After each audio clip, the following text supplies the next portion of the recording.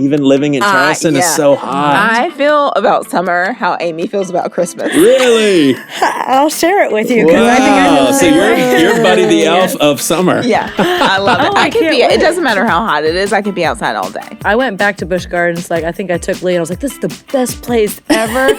It's so scary rides. It's so much fun. It's not. It's so just. It was not what I remembered. I don't know. I understand both. And there's the tension of this awful thing, but Jesus. It seems like it's not acceptable in today's society it's okay to not know what you think about certain things. Yeah. Who gets to walk around saying, sorry, Bree, you have to know. This is right. This is wrong. Yeah. And it smells like a frying pan a little bit. How about the castor oil tallow that I've been slathering on myself? Smells like a butt. It smells awful. I put it on my stomach every night. Smells like a butt? It smells like a butt. It's not a good smell. It's not. This is going to be an outtake. So all these things, are you smothering that? Is it beef tallow? Is that what it's called? Beef on tallow your face? all over my face. Yes. Yeah. All these things they tell you to do. And then you can eat perfectly and die of a heart attack because you didn't know you had a blood clot. It's fine. I want to be a bougie hippie, guys. Yeah. It's what I want to be. Not super crunchy. I want to be like a sophisticated hippie. Cool. So that's the journey I'm on right now. Oh, sophisticated hippie. Yeah. All right. Yeah. That's a podcast name right there. You should start a podcast called The Sophisticated Hippie. Is that Hippie. the title of my Substack? I think so, guys. I think Sophisticated Hippie. Sophisticated Hippie. My journey to true crunchiness. All right, Bree, Lynn, and Amy, y'all are... And the subtitle. Joey is regretting putting the three of us in a room together. We just took over. Oh, that's fine. That's fine. I'll just sit back. I would just sit back. Go ahead and back I wonder up if this is this the first... Yeah, I think so. Female-dominated. Well, no, there was Katie and Natasha and I did one. That's right. Yeah. Well, it's good to have y'all here. It's still good, nonetheless. Yeah. It's good to excited to be here. It's been a while since you've been on here, it seems like. It's good to see you. Thanks for the reminder today. I was She- in the middle of making bread. I was like, that comes from... You were at home. Yeah, so I sent out that reminder on Teams, and Aim was like, thank you for doing that. Oh, Yeah, she's like, because I live 30 minutes away. I appreciate the time, because if you would have done it like at 1, I would have been... Sorry. Yeah. That's why I got my nice hat on today. Well, you guys are in for a treat because this is literally the intro of a whole summer series. I think I'm going to call it the Summer Shorts. So something like that. That sounds kind of witty, because like summer shorts. I don't want to follow that rule, but that's why if they're not short, name it that. Yeah, I struggle with titles that don't appropriately. Think about it first. Yeah, but then it could mean actual shorts that you wear because it's summery. No. What should I name it then? Are any of the guests wearing shorts? Probably not. Yeah, probably not. So name it something. None of your suggestions. Can you name it then? But you guys get to talk with me just some general things about the summer. First of all, do you like the summer? Yes. Yeah. I love the summer. It's my favorite. Of course, it's your favorite. Even living in Charleston is so hot. I feel about summer how Amy feels about Christmas. Really? I'll share it with you. Wow. I think I know So you're Buddy the Elf of summer. Yeah, I love it. I could be. It doesn't matter how hot it is. I could be outside all day. Gosh. I love the beach. I love. Yeah, the sky's brighter. It's bluer. Everybody's happy. Yes, singing songs and dancing. See, I don't think I'm biologically wired up to be outside a lot during the summer in Charleston. I get headaches. Like I guess it's the Nordic blood. And I have thought. Do you like the beach? I do like the beach. That certainly doesn't sound like it. You let out a sigh and then you went. I know where she was going. I know, because it makes no sense. It's like, why are you living in Charleston if you don't like the beach? If you're watching this on video, you can see the color of my skin. It is very fair and very pale. So I have always liked the summer more than the summer likes me. So like when I was a kid, I would sit outside in the sun with everybody else at the beach and come back in looking like a lobster, like painful sunburn. And so it became one of those things where it just seemed like the summer wasn't as fun for me as everybody else. But I do like the sunshine. I just feel like it doesn't like me quite as much. See, I went from obviously being a student and then college, you're always getting your summers off. And then I was a school teacher for 5 years, so still had summers off. Yeah. And so when I transitioned to being in full-time ministry, it took a while for the summer to feel special because it's like, I'm still working. Like I'm not getting this time off. And I will say that as I've gotten older, I've learned how to lean into summer to have almost like a relaxing mindset. Love that. It's not necessarily you get all that time off, but everybody does seem a little bit more relaxed and chill. The days are longer. Yeah. I hate I can't stand the beach. All right. And I've Wow. You beat me, Josh. So I am from Charleston, and here's what I think part of the problem was. So I wanted you guys to bring in some memories of summers and maybe a good summer, a bad summer.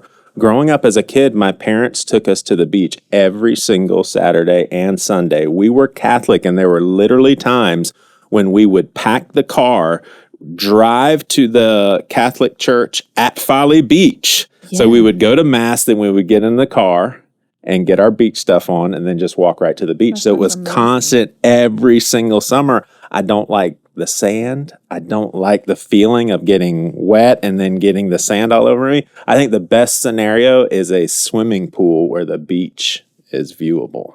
But I do not like the beach. Okay. I do not like the beach. I can get down with that. Do you like the beach? Yes, absolutely. Gosh. I can just stay there for hours. Really? On the beach. Mm-hmm. Man. Yeah. I can't. I just literally can't. Yeah. Not at all. I'll tell you this, a childhood memory, and then I'll go into some of my memorable beach stories. But a childhood memory that I have is we would get out of the car, and my mom is like super neat and clean. She has like a thorough plan for everything. So we'd get all the stuff out of the car, then you'd have to squirt all the stuff off of the sand. Well, once in a while we would ask my Dad, can we be roaches? And he's like, sure. And what we meant by that is we would run around the yard and he would pretend like the hose is roach spray and try to like it. And as little kids, we just thought it was the best thing ever. So yeah. Only kids growing up in South Carolina would that be a thing. Can we be a roach? Can we be roaches, Dad?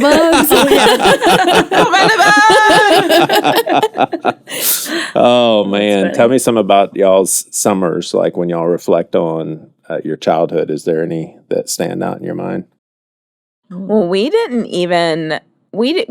grow up going to the beach during the summertime. And so it was more of as I was a teenager and had friends who could drive, like we would drive down to Charleston. I had a friend whose dad worked for SEE&G, and so you know how they like have that club on Sullivan's where you can just go in and so we would do that. We would go to the lake in Columbia. We'd come down to the beach. And so just like, it was really being outside with friends and being at the beach. And I've just always loved the beach. And yeah, so summers to me are like just outside, just wandering, playing outside all day. And I'm trying to stay inside in the AC so I don't get a headache. Riding bikes. Just like, I just have like memories of like being able to play hopscotch all day or jump rope and like sleepovers at your friend's house. So like that. I love the fact that there's storms, and I also love being outside. Like I would say going to the beach at night, sign me up anytime. I love that. That's actually Lee's favorite time. Like 4 o'clock. Yeah, walking, running. Yeah, for sure. Y'all, recently I felt like the biggest hero ever. So I was out pretty deep with the kids, and this lady was just a little further out than us, but she literally said, "Sir," and I looked over there. She said, "Can you please help me?"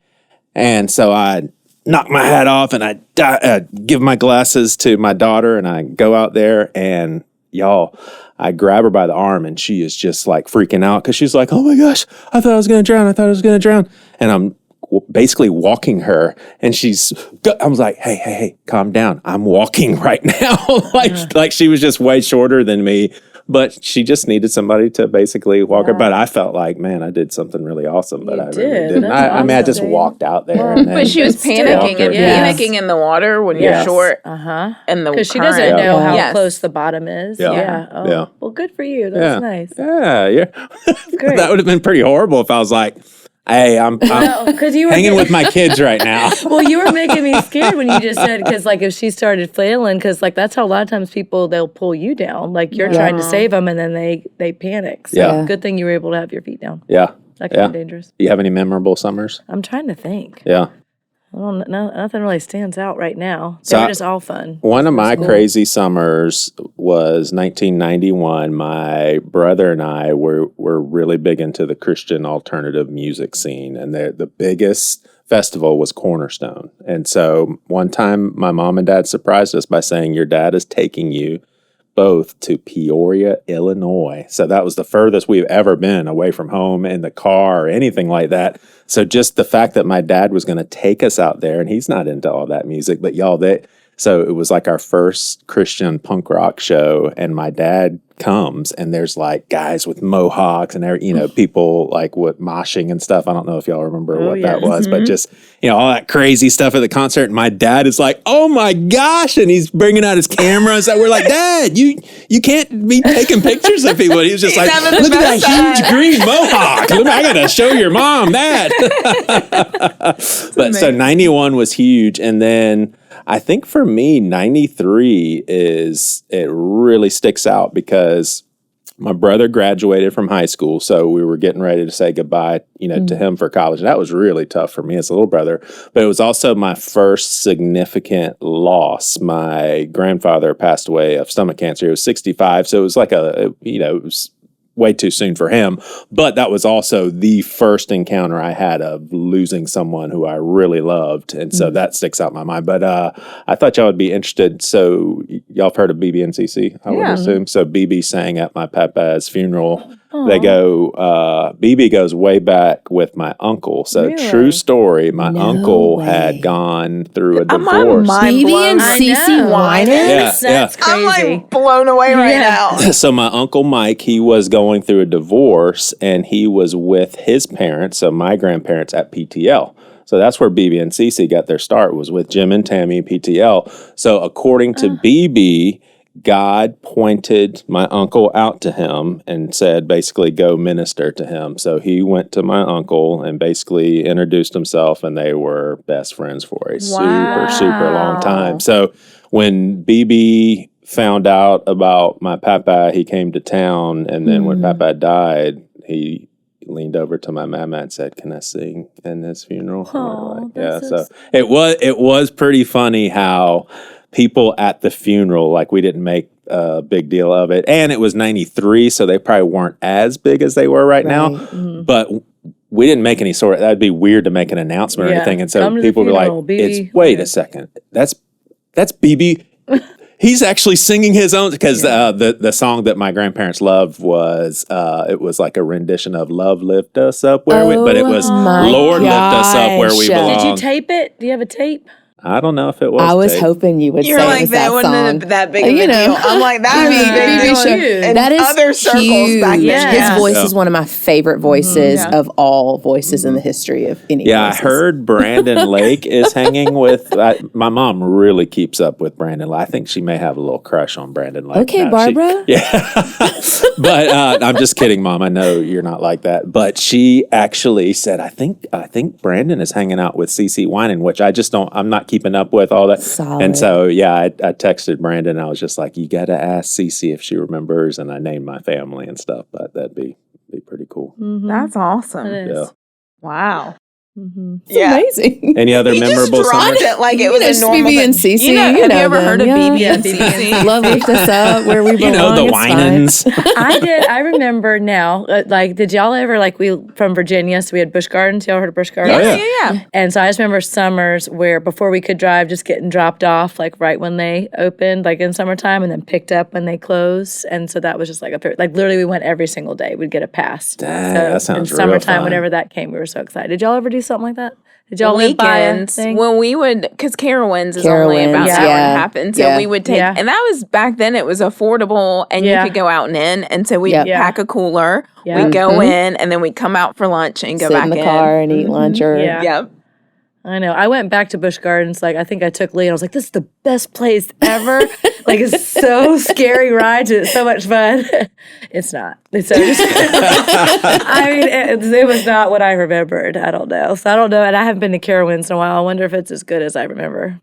Probably or not. King's Dominion. Have you ever heard of those places? Oh, yeah. King's Dominion. Like, they used to have, like, really fun rides? I don't know. Maybe we'll take a trip and let's go see. Yeah, it's really crazy how when I'm at those amusement parks now, I feel like the old guy because I'm not afraid of roller coasters, but I'm like, why would I want to do that to myself? But I'm just not really interested in them anymore. But I will go with my kids, and you know, they'll be pretty fun. But there's certain things, I want to say those big amusement parks have the deal where you stand up against the wall and it goes around and you stick to the wall. You love those? Yes. For I thought what? they outlawed It just makes those. you And it sick. slides up. No, they still exist. Oh, they do? I'd love to go. because you're not locked in, right? Yeah. Are you? You're just No, like you're not locked in. No, you just stick to the wall That is because I wild. like those. Like, we like all the Oh, toys, they but just make that's you what it's like sick. when we went back, the rides that we thought were really scary were like, oh, where? oh my gosh. So, I don't know. And I thought it was huge. You ever do that? Like, you go and it's like, oh, this park is just so huge. And you get there and it's like, oh, like I could walk across it in like 5 minutes. I mean, when I was at the fair, this October,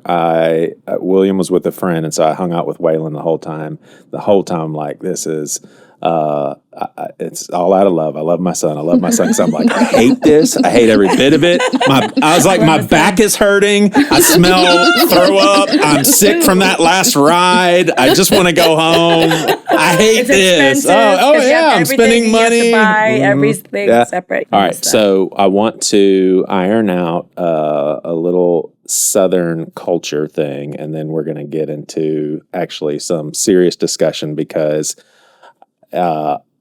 I cannot believe it's been 10 years, but it has been 10 years since our hometown went through a major deal with the Charleston shooting. And that's been 10 years ago when 9 people were slaughtered in a Bible study. So I want to talk a little bit about that. But before we do that, if I were to say, Amy, Bree, Lynn, we're having a barbecue at our house, what are you thinking that's going to mean when you come home? I mean, when you come over to our house, we got plates. Go help yourself. Help yourself to what? A barbecue. You're going to have pulled pork. Pulled pork. You're going to have potato salad. There's going to be some baked beans.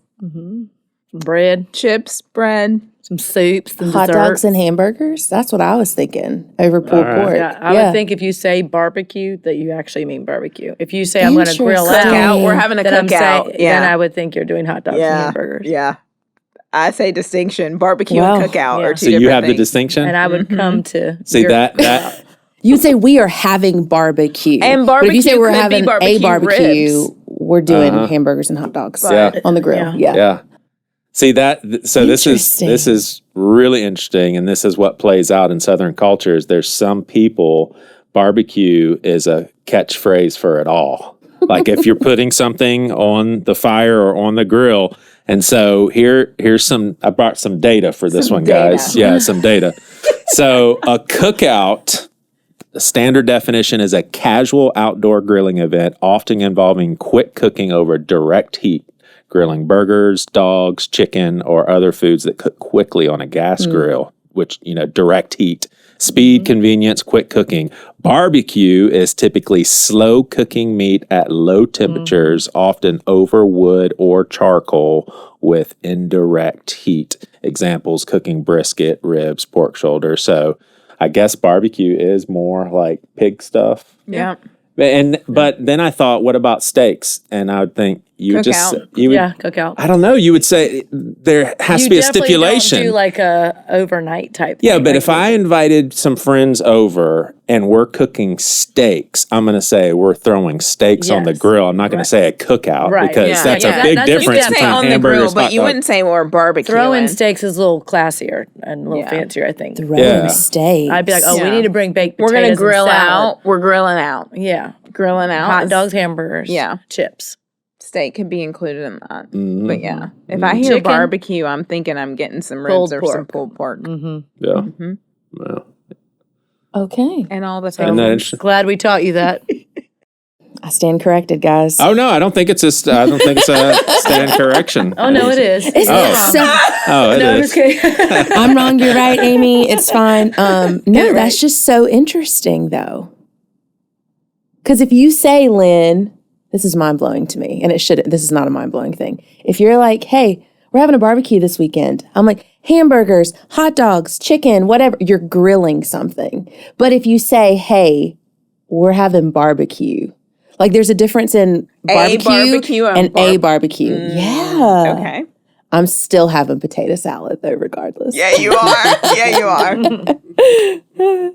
All right, so we're going to shift gears to something pretty serious. Yeah. So like I said, the 10-year anniversary of the Charleston shooting, I wanted to just out of curiosity, I was like, what is the latest with Dylan Roof? You know what I'm saying? Like, gosh, 10 years ago. And interestingly enough, some newer news. So apparently, and yeah, Lynn, you know, I don't really keep up with much stuff on in the news, but so I didn't know about this, but Joe Biden commuted the sentences of 37 inmates on federal death row Monday, and they will now serve life in prison without the possibility of parole rather than face execution.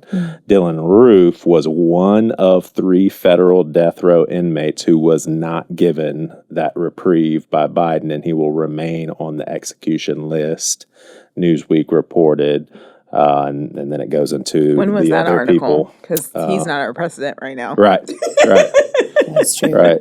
So That was last year? that was December 23rd of Right. 24. Okay. Yep. So Wow. he's still on death row, and you know, obviously the more important thing out of this story are the families and the victims. And I've said it multiple times, probably my favorite episode, maybe one I've ever done in podcasting, was with Reverend Anthony. It was episode 7. And I always say it's because I started putting it together in real time as he was talking. I was like, oh, you're the person that forgave Dylan Roof, that told him we forgive you and that we want you to turn to God. You're that person. And I had listened to that and I heard it, and then hearing the backstory of how he didn't even want to be there until the Lord basically spoke through his daughter saying, Dad, please be there. And then he didn't even want to speak. And then he just started speaking words of forgiveness. And then I'm thinking to myself, it may have been because of this guy that we didn't go into all the rioting, because that was right around the time when other bad things were happening, not 9 people getting killed.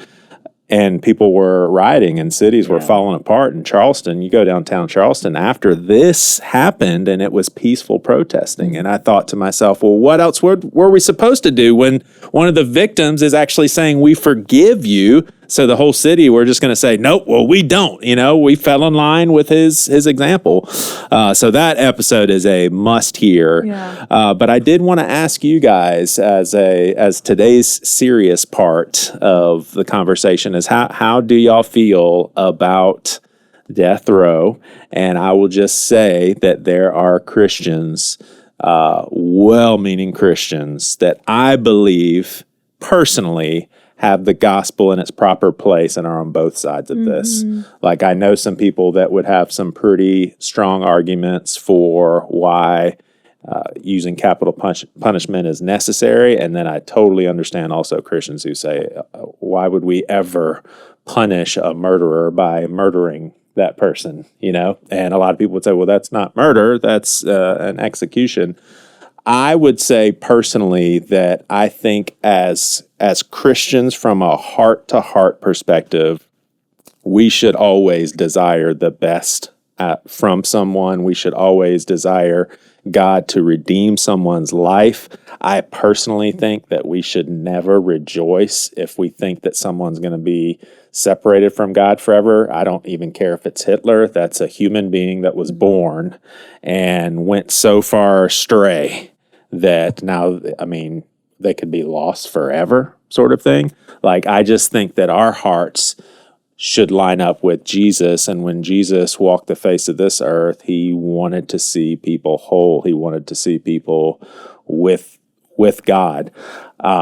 When it comes to governments, for me, it's almost like give Caesar's what is Caesar's.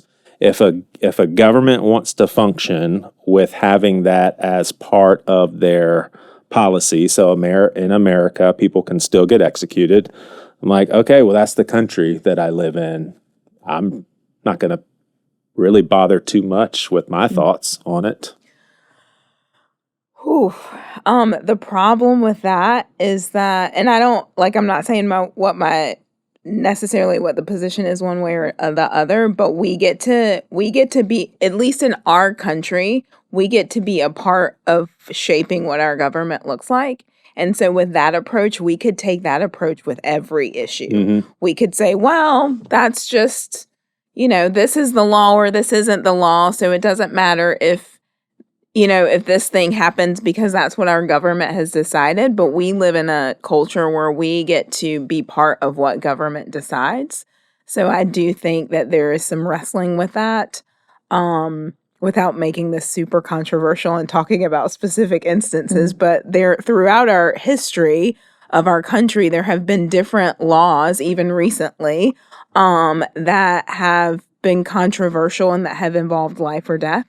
And whether or not we participate or we elect people who participate or we have a say in that, I don't think we just leave it up to our government. Mm-hmm. I think we participate in that, but participate in, if we see an injustice in government, we speak up, we do something, right. We vote against. And so I agree with that. Capital punishment, we have as citizens, we have the ability to speak into that as a collective. Do we, whether that's going to be the consciousness of our country. Mm-hmm. You're right. A government is an entity, but our country has a consciousness. Yeah. And so I think we're a part of that. Yeah. And so I definitely think it's something that we wrestle with. I'm sorry for interrupting. Were you still? No, yeah. Okay. Go ahead. I mean, I think where I'm getting at too is if I say I don't agree with capital punishment, and honestly, from a moral standpoint, when it comes to me and how I want to treat other people, I would say I disagree with it. If somebody said why, I would say, well, mainly because I consider myself a disciple of Jesus, and I truly don't believe that would be something that he would endorse at any level. He would just say, yeah, that's not the ways of the kingdom. The American government is not God's kingdom. So I'm just saying that I would say, don't agree with that. Well, why? Well, because of my faith. There's some deep convictions there. And I would drive myself crazy if I wanted the U.S. government to operate how I think God's kingdom would instruct it to operate. But you're saying from a fundamental, well, we also have responsibilities of citizens, and maybe even more so from the church to speak into government. Yeah, because there have been instances in our country's history where our government has not been operating in the way that we're like, hey, this is not, our faith informs everything. And we're like, this is not just to people. This is not life honoring to people. And we've changed our government because of that deep seated truth that is in us. And so I do think that when it gets to that level, that's something that we have to consider. Yeah. So can you give your thoughts on capital punishment? I shouldn't have started talking. I struggle with it. Yeah. On the one side, you see it in the Old and the New Testament. And it's like God appoints governments, kings to execute judgment.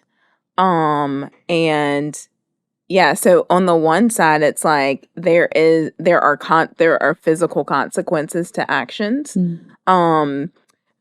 Murder has never been allowed. Right? But the first murderer wasn't killed by God. He was protected, but he was cast out of God's presence. So it does speak to that, our end goal is for that person to know the Lord, because their eternity is going to matter more than the punishment that they get in their physical body. But I kind of wrestle with that because there is judgment. There's physical judgment, right? And you see that throughout Scripture where God uses governments, armies, wars to execute judgment. But then at the same time, it just grieves my heart. Mm-hmm. Even if someone's done something horrific. Like we were having a conversation the other day. Recently, South Carolina was the first state to reinstitute the firing squad. That sounds so crazy. And so someone chose, he was actually, I guess it was a guy, but he got to choose, he got to choose the way that his capital punishment was carried out, and he chose the firing squad. And hearing that, it just grieved my heart.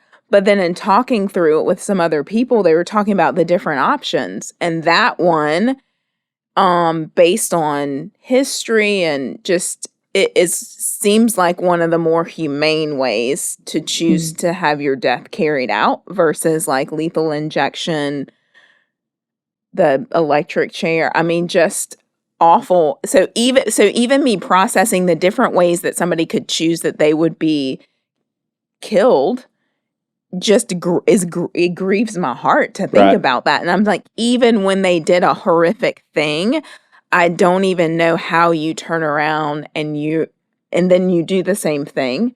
And how do the people who have to execute that judgment live with it? Like with the firing squad, I heard that everyone's there. They don't load their own guns. Only one of them has a bullet in it, and they don't know which one, so that no one knows.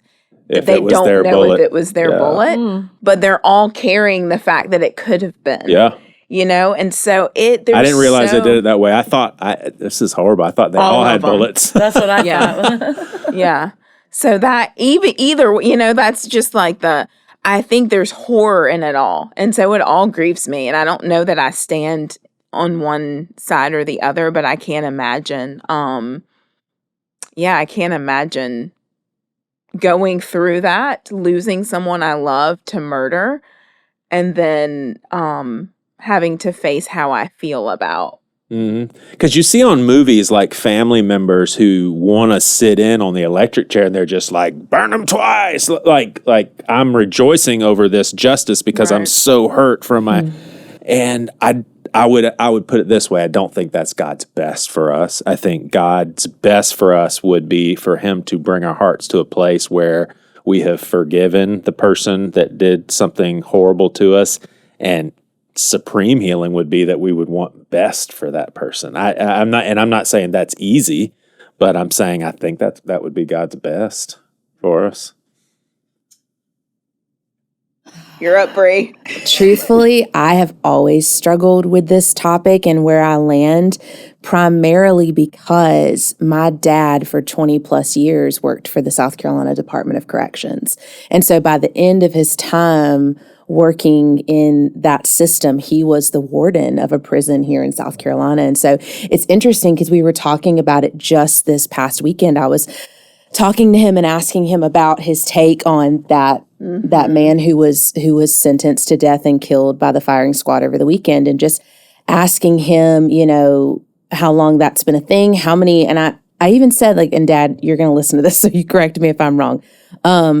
I asked him how many he had seen, because he is very much for it, having served in the prison system for so long. And so I asked him, like, how many have you seen? How many executions have you seen? How many have you been privy to? He was working for the DOC when lethal injection came to South Carolina, I guess in the 90s, maybe, I don't know.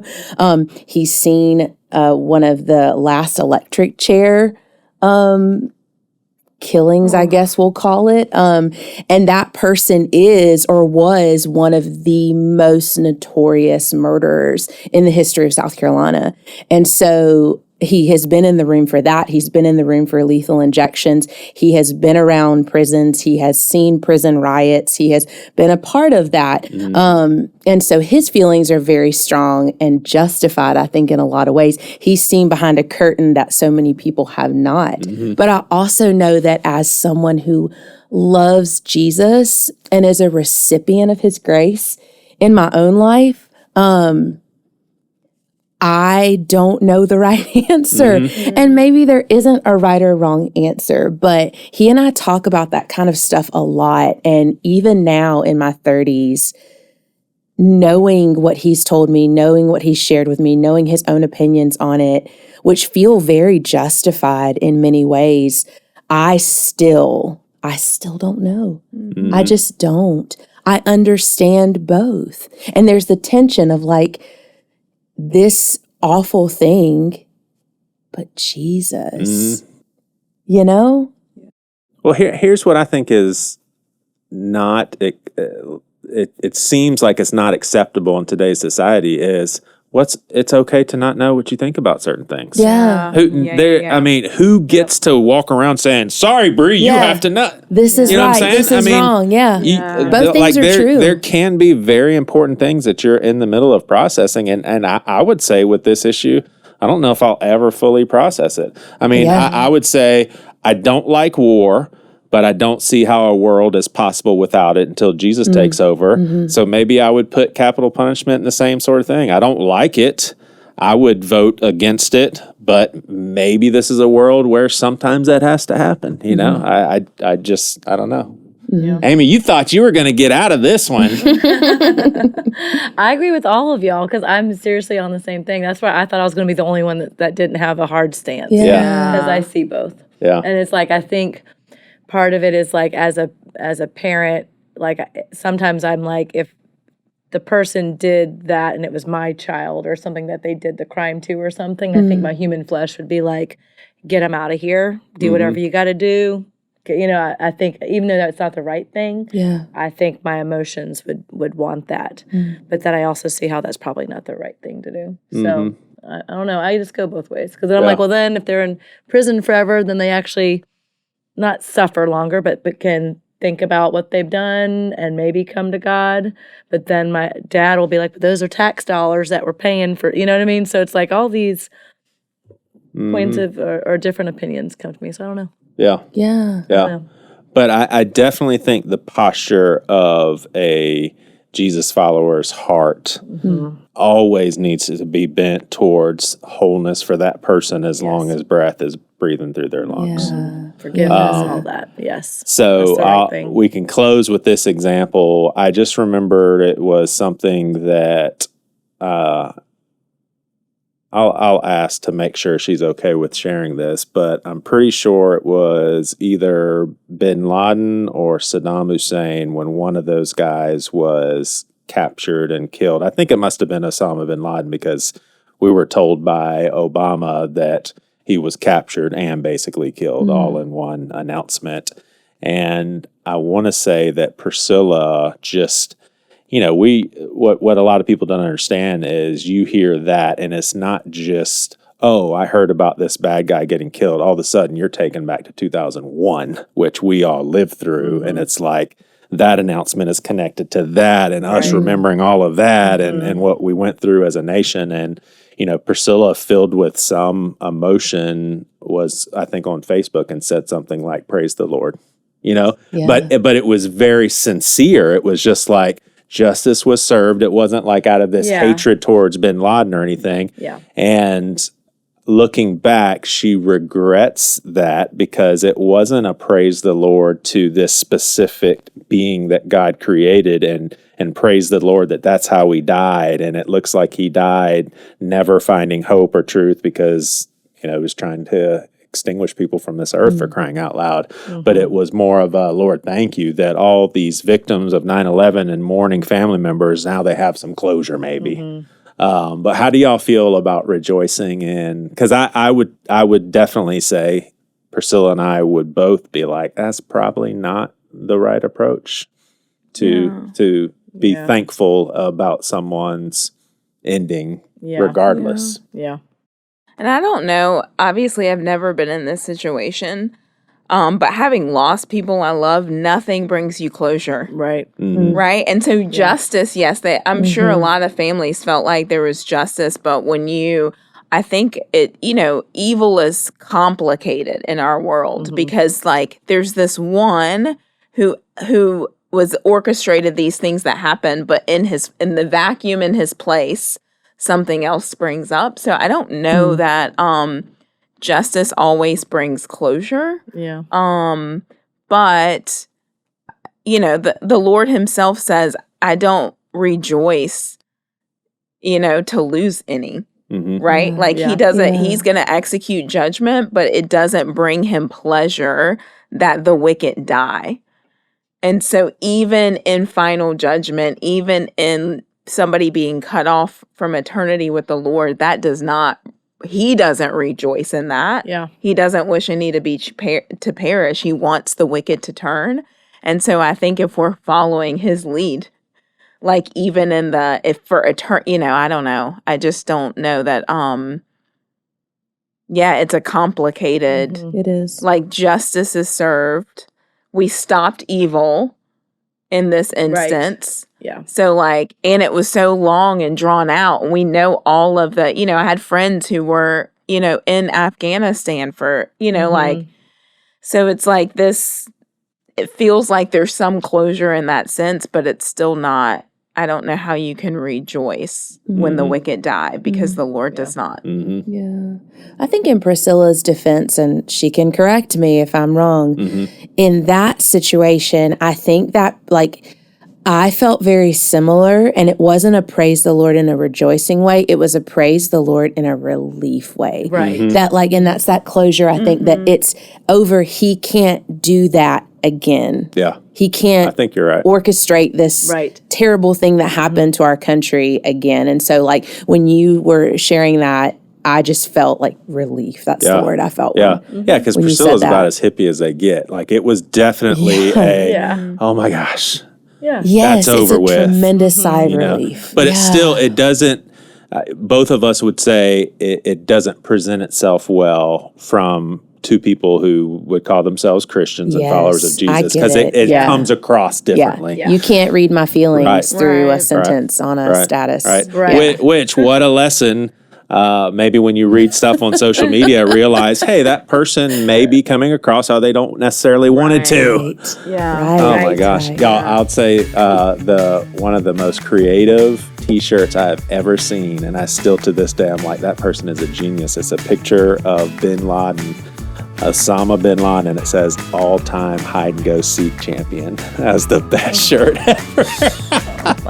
I don't even know what to do with that. Why not? That's not where I was expecting you guys. What's going to be on this T-shirt? What's going to be on this T-shirt? He's the all-time champ. Yeah. It's true. Wow. He Why is that was not funny? Strategic. Yeah. It is funny. It is funny. It's just when the it's funny. All right. And with that, And on that note. Hey, next week we will hear that story from Lynetta and Kip. So it was 2013. Their little boy Darius passed away in a drowning incident, and so these two they talked to Roy and Lynn because they had talked to me already on a previous podcast, but it's just pretty unbelievable to see where God can take you after 12 years of processing the grief and the hurt, and how many people they've been able to help along the way.